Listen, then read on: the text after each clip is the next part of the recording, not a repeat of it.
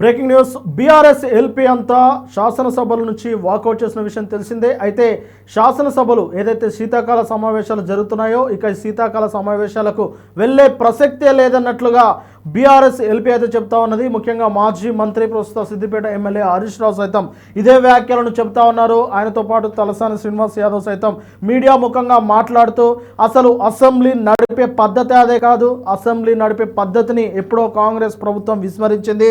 ఇక సీఎం రేవంత్ రెడ్డి గారు కేవలం గల్లీల్లో రౌడీలు మాట్లాడుతున్న తీరుగా ఆయన మాట్లాడుతూ ఉన్నారు అన్నట్లయితే ఆయన వ్యాఖ్యానిస్తూ ఉన్నారు. అంతేకాకుండా సీఎం రేవంత్ రెడ్డి గారు బహిరంగ సభల్లో మాట్లాడినట్టు, అలాగే గాంధీ భవన్లో మాట్లాడినట్లు, సిఎల్పి మీటింగ్లో మాట్లాడుతున్నట్లు ఆయన ఇష్టానుసారంగా మాట్లాడుతున్నారు. అసలు సభా మర్యాదలు వారికి తెలుసా తెలియదా? సభా మర్యాదలు తెలిసి కూడా ఇలా అతిగా మీరి ప్రవర్తిస్తున్నారా అనేదైతే వీరైతే విమర్శిస్తూ ఉన్నారు. అయితే దీని వెనకాల సీఎం రేవంత్ రెడ్డి గారి స్పష్టమైన వ్యూహంతో ఇలా మాట్లాడితే బీఆర్ఎస్ ఎల్పీ మొత్తం శాసనసభల నుంచి బయటికి వాకౌట్ చేస్తుంది అని తెలిసే రేవంత్ రెడ్డి గారు అలా మాట్లాడుతున్నారని చెప్పేసి బీఆర్ఎస్ నాయకులైతే ఇప్పుడు చెబుతా ఉన్నారు.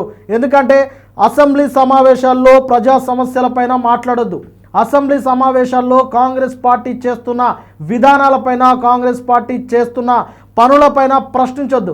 ఆ అసెంబ్లీ సభ వేదికగా కాంగ్రెస్ పార్టీ 2 సంవత్సరాల పరిపాలనను ప్రశ్నించొద్దు, కాంగ్రెస్ పార్టీని ఎండగట్టొద్దు.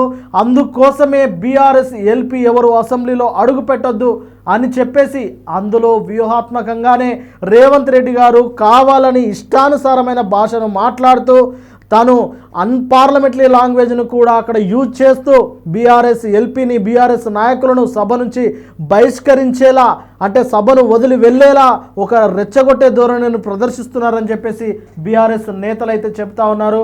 ముఖ్యంగా బీఆర్ఎస్ ఎల్పీ మొత్తం శాసనసభల నుంచి వాకౌట్ చేసి వచ్చిన తర్వాత అక్కడ మీడియా పాయింట్లో వారు మాట్లాడారు. బీఆర్ఎస్ నేత, ఎమ్మెల్యే, సీనియర్ నాయకులు హరీష్ రావు మాట్లాడుతూ అసలు బీఆర్ఎస్లో ఒక సమస్య పైన అంటే బీఆర్ఎస్ పార్టీ మొత్తం ఏదైనా ఒక సమస్య పైన మాట్లాడదాము, రైతుల సమస్య గురించి మాట్లాడదాము, విద్యార్థుల సమస్య గురించి మాట్లాడదాము, లేదంటే ప్రభుత్వ విధానాలపైన 6 గ్యారంటీలపైన మాట్లాడదామని అంతా సిద్ధమై వస్తే కేవలం మూసీ ప్రక్షాళన పేరిట, మూసీ సుందరీకరణ పేరిట ఆయన మాట్లాడుతూ ఉన్నారు. మూసీ సుందరీకరణను కూడా బీఆర్ఎస్ పార్టీ స్వాగతిస్తుంది, కానీ పేదలకు అన్యాయం జరిగితే మాత్రం బీఆర్ఎస్ పార్టీ ఊరుకోదు అని మాత్రమే చెప్పాము.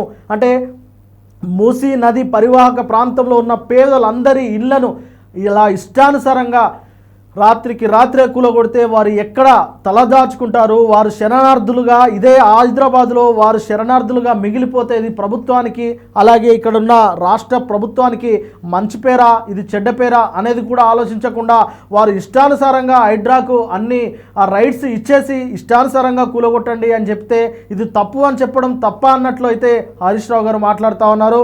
ఇక పేదలకు న్యాయం జరగాలి, పేదల ఇళ్లను ఎన్నో సంవత్సరాలుగా అక్కడ కేవలం కాస్త కూడు నీడ కోసం అక్కడ ఏర్పాటు చేసుకున్న గుడిసెలను కూలగొడతా ఉన్నారు. పెద్దవాళ్ళను మొత్తం అంటే ధనవంతులను, భూగర్భ సిరిమంతులను మాత్రం పెంచి పోషిస్తున్నారు, కానీ ఒక పేదవాడి కడుపుపై కొడుతున్నారు. ఇక పేదవాడికి అన్యాయం జరిగితే బీఆర్ఎస్ పార్టీ ఆ బుల్డోజర్లకు సైతం అడ్డుపడుతుంది, అవసరమైతే కింద పడుకొని మరి బుల్డోజర్లను ఆపుతామన్నట్లయితే సభా వేదికగా హరీష్ రావు గారు చెప్పారు. మరొకసారి మీడియా వేదికగా అదే విషయాన్ని ఆయన పునరుద్ఘాటించారు. ఇక తలసాని శ్రీనివాస్ యాదవ్ సైతం ఇదే విధంగా మాట్లాడారు. అసలు సమావేశాలు జరిపించే విధానం అది కాదు, అసెంబ్లీ సమావేశాలు ఇష్టానుసారంగా తమకు నచ్చినట్లు జరిపిస్తూ ఉన్నారు, ఇష్టానుసారమైన భాష మాట్లాడుతూ ఉన్నారు, పిలిపించి అవమానిస్తూ ఉన్నారు, ఇది సరైన పద్ధతి కాదు అని చెప్పేసి తలసాని శ్రీనివాస్ యాదవ్ సైతం అదే మాటలు మాట్లాడారు. మొత్తం మీద అసెంబ్లీ సమావేశాలను బహిష్కరిస్తున్నట్టయితే వారు చెప్పారు. శీతాకాల సమావేశాలు జరుగుతున్నన్ని రోజులు ఇక అసెంబ్లీలో అడుగు పెట్టలేదు బీఆర్ఎస్ ఎల్పీ అని చెప్పేసి అయితే వారు మీడియా ముఖంగా చెప్పారు. ఇది నిజంగా రేవంత్ రెడ్డి గారి వ్యూహంలో భాగమా అన్న అనుమానాలు అయితే అందరికీ వస్తూ ఉన్నాయి. ఎందుకంటే బీఆర్ఎస్ ఎల్పీ శాసనసభల్లో ఉంటే కనుక సమస్యలను లేవనెత్తుతుంది, ప్రశ్నలు అడుగుతుంది, విధానాలపై అంటే ప్రభుత్వం తీసుకొస్తున్న సంక్షేమ పథకాలు కావచ్చు, అభివృద్ధి పనులు కావచ్చు, లేదంటే పాలసీలు కావచ్చు, దేనిపైనైనా బీఆర్ఎస్ నాయకులు బీఆర్ఎస్ ఎమ్మెల్యేలు అడుగుతారు కాబట్టి వారిని ఏదో విధంగా సభ నుంచి పంపించే ఉపాయంలో భాగంగానే రేవంత్ రెడ్డి గారు అలా ఇష్టానుసారంగా మాట్లాడారా అని ఇప్పుడు విశ్లేషకులు విమర్శకులు సైతం అనుమానించే పరిస్థితి అయితే నెలకొంది. చూడాలి మరి. 7 రోజుల పాటు అసెంబ్లీ సమావేశాలను జరుపుతామన్నారు. కానీ 7 రోజులు కాకుండా కేవలం ఆ రోజులు అనేది ఆ మినిట్స్ అనేది ఎక్కడ చెప్పకుండా మాత్రం ఒక ప్రకటన రిలీజ్ చేశారు. ఇది సరైన పద్ధతి కాదు. ఖచ్చితంగా ప్రకటన రిలీజ్ చేయాలి. ఎన్ని రోజులు జరుపుతారనే ఒక స్పష్టత ఉండాలి. అంతేకాకుండా అసెంబ్లీ ఎజెండా ఏంటో కూడా 24 గంటల ముందే ఇటు ప్రతిపక్ష నేతలకు ముఖ్యంగా విపక్షాలకు ప్రతిపక్షాలకైతే 24 గంటల ముందే అసెంబ్లీలో పెట్టే ఎజెండా ఏంటి, టాపిక్స్ ఏంటి, దేనిపైన ప్రశ్నలు ఉంటాయి, దేనిపైన మాట్లాడాలి, ఏది షార్ట్ డిస్కషన్ ఏది లాంగ్ డిస్కషన్ అనే దానిపైన స్పష్టత ఇవ్వాలి. అలా కాకుండా అసెంబ్లీ సమావేశాలు జరగడానికి 2 గంటల ముందు 3 గంటల ముందు మాత్రమే ఈ అజెండా గురించి ఇచ్చిన పత్రాలను ప్రకటిస్తే ఆ లోపు ఎలా ప్రిపేర్ అయ్యి వస్తారు, ఈ మాత్రం తెలియదా అసెంబ్లీని నడిపే వారికి అని చెప్పేసి హరీష్ రావు, తలసాని శ్రీనివాస్ యాదవ్, ఇతర బీఆర్ఎస్ ఎమ్మెల్యేలు అయితే మండిపడ్డారు. స్పీకర్పై కూడా వారు ఖచ్చితంగా కొన్ని ప్రశ్నలు కురిపించారు. స్పీకర్ గారు, ఇది మీ బాధ్యత. అసెంబ్లీని మంచిగా అంటే ప్రజాభిష్టానికి సమన్వయంగా ప్రజాభిష్టానికి వ్యతిరేకంగా కాకుండా ప్రజాభిష్టానికి సమన్వయంగా వారి ఇష్టాల మేరకు వారి ఆకాంక్షల మేరకు నడిపించాల్సిన బాధ్యత, ప్రజాస్వామ్యాన్ని కాపాడాల్సిన బాధ్యత, ప్రభుత్వాలను నిలబెట్టుకోవాల్సిన బాధ్యత ఖచ్చితంగా స్పీకర్ గారి మీద ఉంటుంది. కాబట్టి దీన్ని దృష్టిలో పెట్టుకోవాలని చెప్పేసి సభా వేదికగా హరీష్ రావు గారు, తలసాని శ్రీనివాస్ యాదవ్ ఇతర నాయకులు కూడా చెప్పారు. ఆ తర్వాత మీడియా పాయింట్లో కూడా అదే విషయాన్ని చెప్పారు. చూడాలి మరి. అసెంబ్లీ సమావేశాలకు రాను అని చెప్పేసి బైఠాయించారు.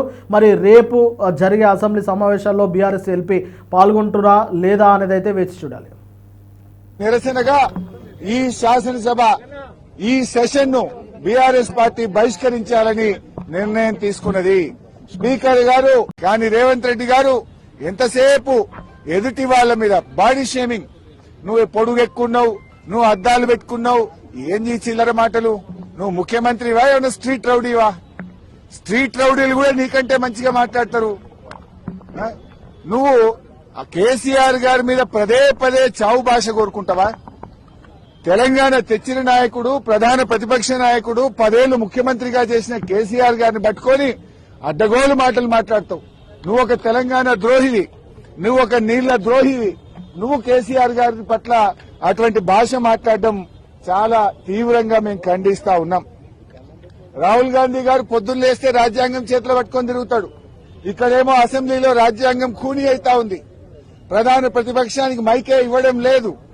అందువల్ల మేమందరం కూడా ఇక ఈ శాసనసభలో కూర్చున్నా వేస్తూ మైక్ ఇవ్వకుండా ముఖ్యమంత్రిని తిట్టద్దంటాడు.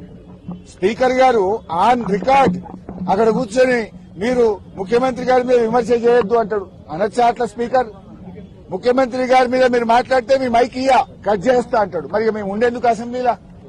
స్పీకర్ గారి పక్షపాత వైఖరికి నిరసనగా ఈ శాసనసభ ఈ సెషన్ ను బీఆర్ఎస్ పార్టీ బహిష్కరించాలని నిర్ణయం తీసుకున్నది.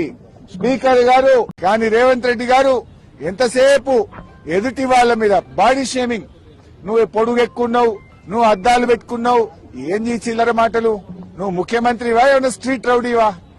స్ట్రీట్ రౌడీలు కూడా నీకంటే మంచిగా మాట్లాడతారు. నువ్వు కేసీఆర్ గారి మీద పదే చావు భాష కోరుకుంటావా? తెలంగాణ తెచ్చిన నాయకుడు, ప్రధాన ప్రతిపక్ష నాయకుడు, 10 ఏళ్లు ముఖ్యమంత్రిగా చేసిన కేసీఆర్ గారిని పట్టుకొని అడ్డగోలు మాటలు మాట్లాడతావు. నువ్వు ఒక తెలంగాణ ద్రోహివి, నువ్వు ఒక నీళ్ల ద్రోహివి. నువ్వు కేసీఆర్ గారి పట్ల అటువంటి భాష మాట్లాడడం చాలా తీవ్రంగా మేము ఖండిస్తా ఉన్నాం. రాహుల్ గాంధీ గారు పొద్దున్న లేస్తే రాజ్యాంగం చేతిలో పట్టుకొని తిరుగుతాడు. ఇక్కడేమో అసెంబ్లీలో రాజ్యాంగం